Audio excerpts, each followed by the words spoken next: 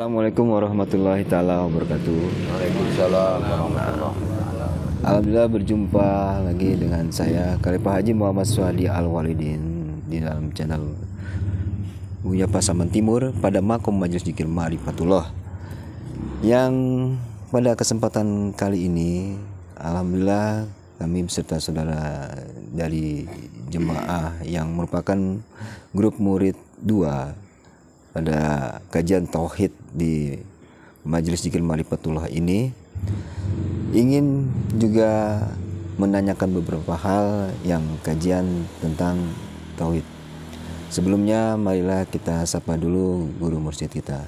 Assalamualaikum warahmatullahi taala wabarakatuh. Waalaikumsalam warahmatullahi wabarakatuh. Hadirin pemirsa sekalian yang sama-sama menyaksikan channel YouTube ini, terutama para jemaah yang juga ikut menyaksikan tayangan pada kali ini. Seperti tadi saya sampaikan bahwasanya saudara kita yaitu Bapak Parewa yang bagian dari grup murid 2 ingin mempertanyakan seputar kajian yang selama ini didapatkan. Untuk itu marilah kita simak dan kita ambil hikmah dari apa yang beliau pertanyakan dan apa yang nanti disampaikan oleh guru mursyid kita. Assalamualaikum warahmatullahi wabarakatuh. Waalaikumsalam warahmatullahi wabarakatuh. Pada Bapak Parewa, untuk waktunya saya persilahkan. Ya, terima kasih Bang Kulipah. Assalamualaikum warahmatullahi taala wabarakatuh, Buya. Waalaikumsalam warahmatullahi. Dalam ini saya ada merasa kesulitan sedikit, Buya.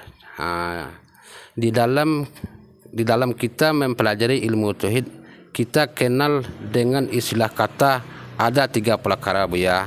Yang pertama maqam, yang kedua araf, yang ketiga qadar. Apa makna demi satu persatu itu, Buya? Saya mohon penjelasan dari Buya. Ya, insyaallah. Bismillahirrahmanirrahim. Jadi sebetulnya beda perkataan ini itu membedakan isi. Kalau derajat katanya itu sama, cuma isinya yang berbeda. Kalau umpamanya ada kata makom, berarti itu sudah memiliki suatu derajat. Jadi semacam kajian. Kalau kajian ini kaji sunnah, itu tidak boleh disebut ada makom. Nah, jadi kaji sunnah nih, kaji sejarah Nabi itu nggak boleh. Apa makomnya?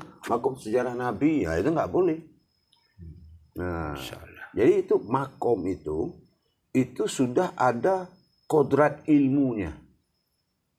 Nah, sudah ada marwah ilmu. Nah, umpamanya kita menceritakan lagi ibadah sholat. Nah, kita dibicarakan begini. Mungkin kamu belum paham makom sholat itu. Berarti tuntutannya sudah tinggi. Nah, atau kita kenal lagi dengan kata qalbi mu'mini baitullah. Itu kan tinggi derajatnya tuh. Hati orang berilmu itu rumahnya Allah. Tapi kalau dilarikan kepada sebutan rahimakumullah, nah berarti itu makomnya. Jadi kalau sudah ada bahasa makom, itu dikenal dengan kata-kata atau kalam-kalam yang ilmu derajatnya itu tinggi. Gitu. Kalau kita berzikir, mungkin belum paham makom zikirnya. Nah berarti tuntutannya ada sumber ma'rifat, kajian hakikat. Nah itu dituntut. Jadi makom itu suatu derajat. Nah begitu kira-kira. Jadi sebuah derajat. Jadi kalau ilmu-ilmu sunnah nggak boleh disebut makom. Nah gitu. Tapi kalau ilmu-ilmu yang sudah berderajat, ada kandungan ilmu di dalam satu perintah Allah, itu namanya makom. Tingkatnya kerahasiaan lah. Gitu. Pengetahuannya sudah tingkat rahasia. Jadi itu namanya makom. Gitu. Tadi apa lagi? Tadi yang pertanyaan apa? Yang keduanya masih ada yang jadi masalah ya, yang saya merasa kesulitan. Yang keduanya, apa yang dikatakan aras ya? Aras. Iya. Nah, jadi saya bilang tadi, aras itu sebuah kekuatan dari hasil amalan. Ya, aras itu sebuah sebutan nama kodrat sebuah kekuatan. Nah, umpamanya dengan adanya sebuah zikir ini, jadi arasnya itu bergetar. Jadi kalau kita merasakan getaran, itu namanya aras. Nah, kalau di alam ini dikatakan aras berguncang. Nah, gitu. Jadi itu adalah semacam getaran besar. Nah, itu dinamakan aras. Nah, atau sebuah kekuatan. Nah, Allah berdiam di atasnya aras. Nah, berarti ada kekuatan. Contoh aras Allah itu kalau kaji diri itu begini. Kalau diri yang rohani, diri yang nurani, itu dikatakan arasnya Allah. Ini sebagai kekuatan Allah. Nah, gitu. Jadi aras itu lebih tepat diarahkan kepada sebuah kekuatan. Gitu. Umpamanya kita berdoa. Bukan salah kata berdoa, bukan salah adab berdoa. Doa itu yang tidak sampai kepada aras. Jadi sebuah kekuatan yang harus sampai kepada kekuatan itu. Jadi aras ini sebuah kekuatan. Nah, kalau makom ini sebuah derajat. Kalau aras itu sebuah kekuatan. Tapi karena dia ada dalam makom kajian tauhid, aras ini biasanya getaran yang dialami oleh seseorang dalam beribadah. Nah, kita lagi zikir, nggak tahu-tahunya bergetar. Nah, itu dinamakan aras. Nah, itu aras berguncang gitu. Himpunan dari segala kekuatan. Kayak nur, nggak kelihatan kekuatan. Zat nggak kelihatan. Sir nggak ada kekuatannya. Batin nggak ada kekuatannya. Tapi semuanya itu bisa menjadi aras. Nah, yang dikatakan arasullah. Insya Allah ya. Berarti yang ketiganya, apa yang dikatakan kodrat? Nah, beda. Kalau kodrat itu adalah sebuah wujud. Nah, wujud ini biasanya dikatakan ini kodrat. Ini hanya dimiliki oleh sifat-sifat Allah. Kalau yang lain itu tidak boleh ada nama kodrat. Tapi kalau umpamanya diri kita nih, ya, kodratnya Allah. Berarti nurani, ya kan? Rohani, Rabbani. Nah, ini kodratnya nih. Ini adalah kodrat keakuan bagi Allah. Nah, meskipun kita mewujud sebagai jasad, itu masih kodratnya Allah. Nurani itu kodratnya Allah. Jadi kodrat itu satu wujud. Enggak boleh, makanya tidak boleh semua bernama kodrat. Kodrat itu adalah kepemilikan Allah semua. Contoh, kodrat, iradat, ilmu. Nah, kodrat, iradat, ilmu. Nah, kodrat ini, dialah ketunggalan, dialah yang memiliki semuanya. Kita bilang ini tangan aku. Dibilang kaki aku. Aku itu kodrat. Ya, maka dikatakan kodrat Allah semata. Berarti tidak ada kepemilikan lain selain dari kepemilikan Allah. Maka dikatakan kodrat ini adalah satu wujud. Tapi boleh hanya dimiliki oleh Allah. Nah, itu. Jadi derajat kodrat itu, hanya bahasa kodrat itu boleh dipakai oleh Allah. Nah, gitu. Contoh kalau kita bawa ke dalam diri. Ya. Nah, kodrat ini menjadi sir. Nah, itulah asal muasal dari rahasiaku. Itu kodratnya apa? Itu kodratnya dari tanah asalnya. Itu kodratnya dari angin. Itu manusia, itu kodratnya dari sir. Dan gitu. Nah, jadi penyebab dan pemilik sesuatu itu semuanya itu dinamakan kodrat. Satu, biarpun banyak, tapi satu yang punya itu dinamakan kodrat. Nah, itu yang dinamakan kodrat. Tapi biasanya di dalam tasawuf atau tauhid itu biasanya kodrat itu hanya dipakai untuk sebutan kedudukan Allah.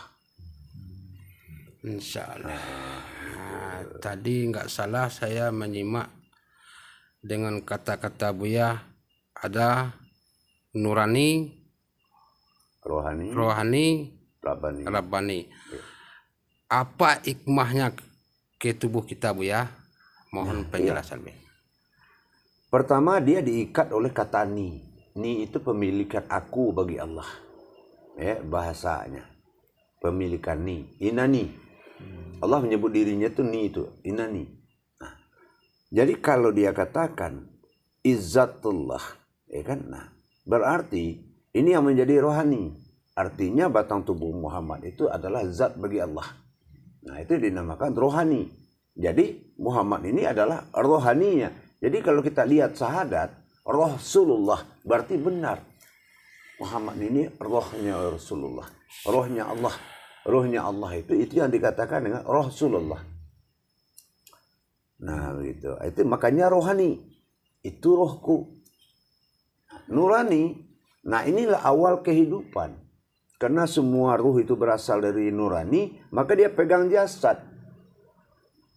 Jasad inilah penguasa mutlak, nur ini penguasa mutlak bagi jasad.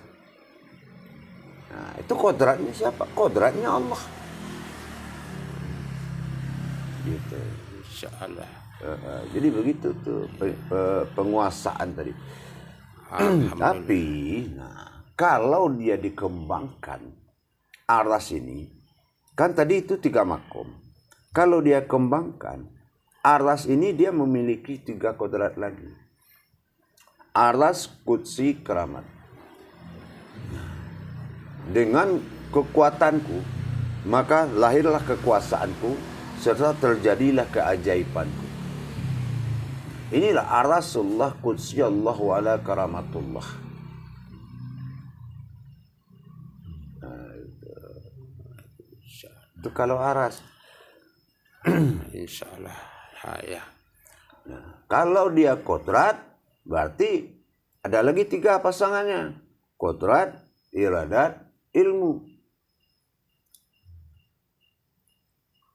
Kodrat, iradat, ilmu. Yang dikatakan kodrat, iradat, ilmu dibawa ke tubuh kita apa? Mohon penjelasannya biar. Sama kayak tadi. Kalau kodrat jatuhnya kepada wujud Allah itu semata. Nah, kan itu yang dikatakan kodrat tadi kan. Semuanya wujud Allah semata. Nah, itu kodrat. Iradat, nah itulah yang dikehendaki Allah, zat itu terjadi. Dan itu terjadi karena kehendak Allah. Maka inilah asal usul zat itu bernama iradat. Kalau ilmu, inilah maujud daripada kedua-duanya. Seperti apa iradat itu, seperti apa kodrat itu. Nah, kalau kodratnya tidak menyerupai dengan sesuatu pun, inilah jasad. Kalau iradatnya, itulah rohani hayat hidup dia. Insya Allah. Berarti yang dikatakan hayat itu artinya hidup. Hidup. Ya, hayat itu artinya hidup. Ya. Arti ayat hidup, arti kudarat wujud ada. Arti kudarat wujud ada. Ada. Berarti semuanya itu adalah wujudullah. Nah, itu yang dikatakan ada. Itu yang dikatakan ada dalam ketiadaan. Ya. Ada dalam ketiadaan. Kalau umpamanya kita merasa kita yang memiliki wujud, Allah bersifat tiada. Nah, di sini kita terbentur kehidupan kita karena kita yang merasa ada maujud. Nah, itu yang dikatakan Allah tiada karena kita mengaku ada. Itu pasangannya seperti itu. Kalau kita yang merasakan ada, yang dimaunya Allah apa? Kalau kita merasa ada, dia tiada, dia tidak bersekutu. Laisa kamitslihi syai'un, dia tidak mau sederajat dan qiyamuhu binafsihi, dan dia tidak mau berdua. Makanya tidak ada wujud maujud itu ya seperti itu. Nah, gitu. Alhamdulillah ya. Barangkali ada yang pada kakak kita atau abang kita, Bang Khalifah, yang mau bertanya, mohon dipersilahkan. Alhamdulillah, demikianlah tadi yang disampaikan oleh Bapak Parewa. Dari apa yang tadi disampaikan, mudah-mudahan menjadi tambahan ilmu bermanfaat bagi kita. Dan akan kita lanjutkan dengan pertanyaan-pertanyaan berikutnya. Terutama ada juga yang ingin saya pertanyakan kepada guru mursyid kita, perihal kodrat itu adalah sebuah maujud kepemilikan, Bu ya. Nah, ketika kodrat yang dikatakan maujud kepemilikan ini kan ada beberapa kodrat ini, Bu ya. Nah, ini penjelasan dari kodrat yang menjadi kepemilikan ini. Apakah kodrat yang ada di diri kita ini, selagi adanya kita di dunia ini adalah pernyataan agar kita ini merasa bahwasanya kodrat ini bukan kita yang sesungguhnya, atau memang Allah dengan kodrat yang ada di diri kita ini memperjalankan dirinya dalam masa keinsanannya untuk menjalankan sebuah perjanjian dengannya, atau seperti apa penjelasannya, Bu ya? Karena ingin kita memahami lagi tentang keberadaan kita sesungguhnya di dalam perjalanan, terutama di dunia ini, di luar apa yang pernah Buya sampaikan. Apa mungkin masih ada lagi semacam katakanlah penjelasan dari apa yang kita alami ini, Buya? Mohon petunjuk, Buya. Iya. Jadi begini. Kalau cerita kodrat, tidak ada cerita keinsanan di situ. Kenapa? Karena dia mutlak. Kalau umpamanya kaji kodrat ini disebut ada Muhammad, itu tidak mutlak. Makanya dikatakan kodrat, iradat, ilmu. Nah, kodrat mewujud menjadi iradat, iradat menjadi ilmu. Ilmu menjudut menjadi hayat. Hayat wujud menjadi kalam. Kalam wujud kepada basar, basar kepada sama. Artinya gitu. Itu satu kesatuan. Batasannya hanya itu aja. Hanya kalau kodrat ya batasannya seperti itu. Oh iya. Jadi kalau umpamanya diri sifat kita, nah itu berarti kodrat sifat. Tapi sifat apa? Sifat itu ya sifatullah. Nah, sama aja kodrat Allah. Gitu. Jadi kalau batin ya fanaum filah, berarti ya batin Allah juga. Nah gitu. Kalau kita wujud, la mawjudun illallah, ya semuanya dia. Inilah yang dikatakan kodrat.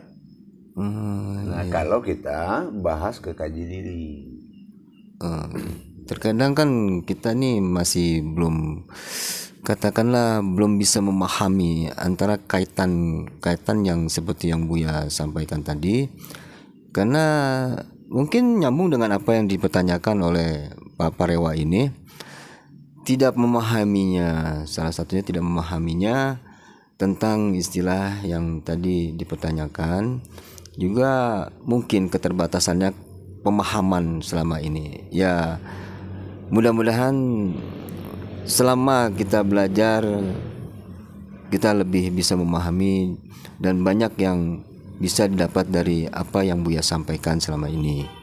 Nah, untuk itu mungkin ada lagi yang ingin dipertanyakan dari Pak Jo, mungkin Pak Parewa, mungkin ada pertanyaan lagi? Cukup. Jadi demikian tadi, Bu ya.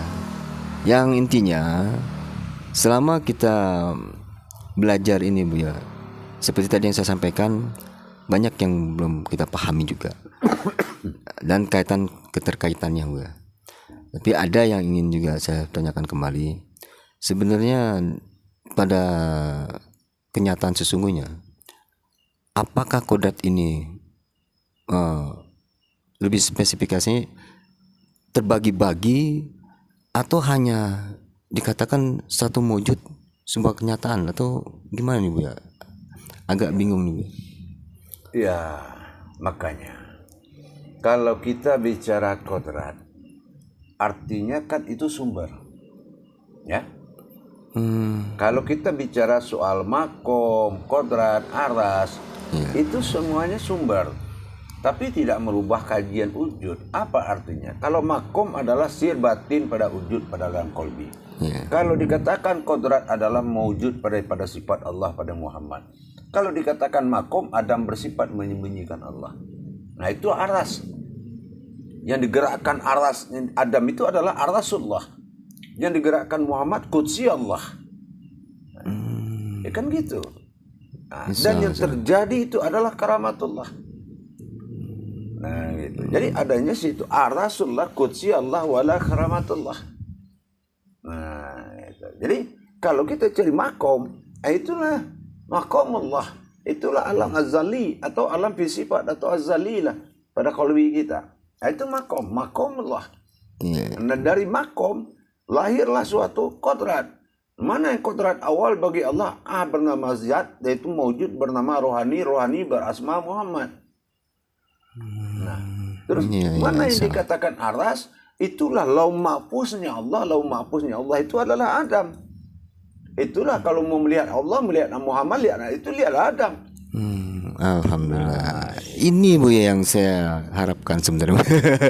Jadi kalau Buya sampaikan dari awal tadi, subhanallah, ini jelas sekali nih Buya. Jadi kita tahu urutannya gitu Buya. Alhamdulillah Buya. Kalau kita mengkaji tentang sebuah doa oleh para wali Allah, selalu dia menyebut pada 6 kodrat pada Allah. 6 kodrat pada Allah, itu 6 sifat pada Allah, 6 pada kodrat alam bagi Allah. Itulah dikatakan innal salamatin fil hayatana alal hulul fil arasullah wala kursi Allah wala karamatullah wala sifatullah wasmallahu lillahi rabbil alamin. Lillahi rabbil alamin ini perwujudan Adam. Itu yang dinamakan aras. Gitu ya. Subhanallah. Alhamdulillah. Ya Allah, lindungilah aku dalam arasmu, kursimu dan keramatmu ya Allah. Padahal makom. Itu situ ada kodrat. Di situ ada aras. Nah, ya kan? Nah, nanti dampaknya kepada sifatullah. Nah, ini mulai wujudnya hilang.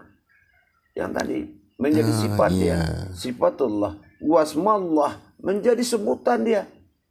Menjadi asma Allah semuanya.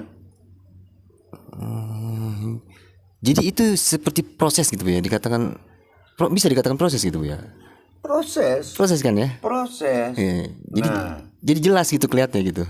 Ya, begitulah. Jadi kita harus tahu kalau adanya nanti makomullah. Nah, ini kalau kata makom ini kalau dilarikan kepada semuanya bisa menjadi makom. Apa artinya? Rahimakumullah. Nggak perlu dikaji semua. Begitu. Kalau mau dikaji satu-satu, iya. Nah, seperti tadi. Insya Allah. Kembali kepada alam alif, alam sir. Alam sir itulah wujud pada sukun batin.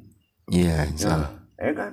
Dari batin ini masuk kepada kodrat. Kodrat Allah pertama yang diiradatkan kodrat Allah adalah zat. Zat ini adalah yang berasal dari rohaninya Allah. Ya kan? Karena dia memuji kepada yang menjadikan, yaitu dengan alhamdulillah beribu tahun, maka dijadikan kodrat asma bernama Muhammad. Nah, gitu. Jadi kalau kita larikan kepada keramatnya, nah sifatnya jatuh ke Adam, kalau itu dalam kenyataan ilmu. Ilmu, kodrat, iradat, ilmu. Kodrat wujud Allah pada batin, iradat wujud Muhammad pada rohani, ilmu nyata Adam pada jasad. Ini gitu. Iya. Subhanallah. Salam ya. Ada. Kalau mengambil kesimpulan dari pertanyaan yang 3 ya, Bu ya. Salah. Jadi ya makomullah. Nah, ya kan? Kalau makomnya lah, itulah mulai dari jasad. Iya. Nah, Tapi kalau makomnya li atau il, Ya. kalau jasad itu bisa jadi la, bisa jadi al. Itu makom. Oh, iya. Tapi kalau dalam, nah itu lam alif. Nah, li. Li ini. Nah, lam alif. Nah, lam itu makom, alif itu sir. Iya. Insyaallah. Nah, Dari tadi yang Buya sampaikan menjadi asma ya, Buya. Ini kan ada kodratnya juga, Buya. Samakah dengan kodrat yang di kodrat yang ada dalam sebuah ayat kalau dikatakan tadi menjadi asma itu, Buya? kalau asma hanya al-husna. Oh, Eh? iya. Nah, kalau disebut asma Allah, itu tidak boleh ada Adam dan Muhammad di situ. Memang disebut nyatanya husnanya Allah, husnanya dia. Nah, apa husnanya asmanya Adam? Alif, dal, mim. Iya. Nah, alif itu sir, dal itu perjalanan, mim itu adalah Muhammad. Ya kan? Iya. Nah, ternyata Adam ini adalah tajalinya, tajaliullah Adam. Nah, gitu ya. Sesungguhnya aku adalah perjalanan Muhammad dengan Allah. Gitu. Nah, itu berarti tidak asmanya tetap Allah. Oh, iya. Gitu. Insyaallah. Tidak boleh penyebutan lain. Nah, kalau jatuh ke ilmu, kalau jatuh ke ibadah, bicara kita sudah beda. Tuhan pertama Muhammad. Kalau cerita ibadah, ya, Iya. Allah jadi asma, Muhammad jadi tajali. Makanya cerita ibadah Muhammad awal jadi, kalau cerita Tuhan diri awal jadi. Iya. Subhanallah. Nah, ini perbedaannya di situ. Iya. Nah, jadi kesimpulannya seperti itu. Kalau kita melihat kepada makom Allah, ya. berarti kita melihat pada kalbinya. Iya. Ya kan, disitulah tempat Allah bermakom, rahimakumullah. Kan? Nah, jadi kalau ada jasad, berarti rahimnya adalah makumullah. Yang dirahimkan atau yang disimpan itu adalah Allah Subhanahu wa taala. Itulah alam batin, alam persembunyian tadi. Subhanallah. Ya. Alhamdulillah, luar biasa ya. Mungkin ini sebenarnya bisa dikatakan sering kali Buya menyampaikan hal seperti ini. Hanya entah karena bagaimana kita sering banget lupa atau apa, Buya. Mohon ya, saya harap Buya tidak kurang-kurangnya mengingatkan selalu ya, karena ya kealfaan kami ini, Buya. Disitulah makanya kenapa kami belajar. Dari sekian yang kami dapatkan kaji-kaji ini, memang alhamdulillah, Buya, walaupun pelan, nyambung ke sambung, akhirnya bisa kami pahami walaupun sedikit-sedikit, Buya. Insyaallah. Bagaimana kira-kira Pak Rewa? Yang penting itu kefakiran kita aja. Insyaallah ya, insyaallah. Jangan kita sombong lah dalam menjalankan kodratnya Allah ini. Ya, insyaallah. Apa fakirnya? Ya, memfakirkan diri itu harus ada alasan juga. Iya. Gitu. Ya kan? Iya. Harus ada alasan memfakirkan diri. Kalau enggak nanti itu ada kesombongan. Iya. Nah, ada khadim itu bisa berubah jadi takbur. Kalau Gitu ya, Buya. Kalau alasan memfakirkan diri itu nggak bisa. Insyaallah. Ya, jadi harus ada alasan lah. Seperti contoh umpamanya kita mau sholat. Iya. Ya Allah, aku yakin aku tidak sanggup melihat, tapi aku yakin Engkau melihatku. Berarti kita punya kefakiran diri. Nah, Iya. mungkin saat ini aku belum bisa mengenalmu ya Allah, tapi karena aku belajar, aku yakin Engkau mengenalku. Nah, iya. Kan Ada ini ya, bahasa seakan menyatakan memang kita nih fakir ya. Istilah. Insyaallah. Ya. Alhamdulillah ya. Bagaimana Pak Rewa? Masih ada yang ingin dipertanyakan dari hal yang tiga tadi awal dipertanyakan? Silakan. Ya. Ini kita geser sedikit ya, Bu ya. Tapi sungguh pun digeser di situ juga pernah Buya petua duduk Adam beribadah Muhammad nyata Tuhan pada diri. Bagaimana cara mengambil kesimpulannya tuh Buya? Mohon penjelasannya Buya. Iya. Kita mengambil kesimpulan apa? Kenapa ada kalam seperti itu dalam qudsi Allah? Kalau duduk itu sifatnya mimbar. Mimbar itu wahyu. Bermimbar Muhammad kepada alam, kepada Adam. Berkalamlah Allah. Berkalamlah Muhammad dalam batin. Berkodrat Allah pada nyawa. Nah, kalau kita tidak selesaikan ilmu mimbar begitu, kita akan merasa sombong, kita yang bicara, kita yang ngasih pengajian. Nah, gitu. Tapi kalau sudah bersandar Muhammad kepada mimbar berwujud Adam, ya kan? Nah, disitulah beribadah Muhammad berupa kaji, wujudlah ilmu pada sifat batin bagi Allah. Itu yang tabaraka ta'ala menyampaikan mana Allah. Nah, itu menghindari rasa sombong tadi. Nah, sementara mimbar itu kan artinya wahyu. Mimbar itu dalam bahasa Arab artinya wahyu. Nah, berarti kalau wahyu, yang bisa menunggu wahyu hanya 3 qorat tadi. Insyaallah. Begitulah kira-kira. Insyaallah. Insyaallah. Jadi alhamdulillah puas rasanya. Yang terunik-unik selama ini lega rasanya. Insyaallah. Jadi terima kasih banyak Buya. Ya, Nah, kita kembalikan lagi kepada kakak dan saudara kita yaitu Bang Kulipa. Alhamdulillah. Mungkin dari Pak Zul ingin menanyakan sesuatu hal. Nah, baiklah kalau begitu, karena ya saya rasa cukup dalam Mujaqqarah kali ini dari pertanyaan-pertanyaan yang Bapak Marewa sampaikan dan juga apa yang tadi Buya jelaskan, insyaallah bisa dapat dimengerti oleh kita semua, juga bagi terutama juga bagi jemaah dan pemirsa yang sama-sama menyaksikan channel YouTube Buya Pasaman Timur ini. Semoga juga bisa memahami dan insyaallah bisa menjadikan ilmu yang bermanfaat. Namun mohon izin Buya, seperti biasa di akhir-akhir acara ini Buya, kami mohon petunjuk dan petuahnya Buya serta nasihatnya Buya. Mohon izin Buya. Insyaallah. Sehat nasihat saya sebagai mursyid cuma itu. Dalam menjalankan perintah Allah itu, jangan lepas dari kodratnya sendiri. Jangan coba-coba memunculkan kodrat keindrawian manusia kita. Itu akan luput. Jadi segala sesuatu yang akan sirna itu jangan kita menjadikan ketergantungan di situ. Jadi amalkanlah sesuatu jalannya dengan kodratnya sendiri. Insyaallah. Alhamdulillah.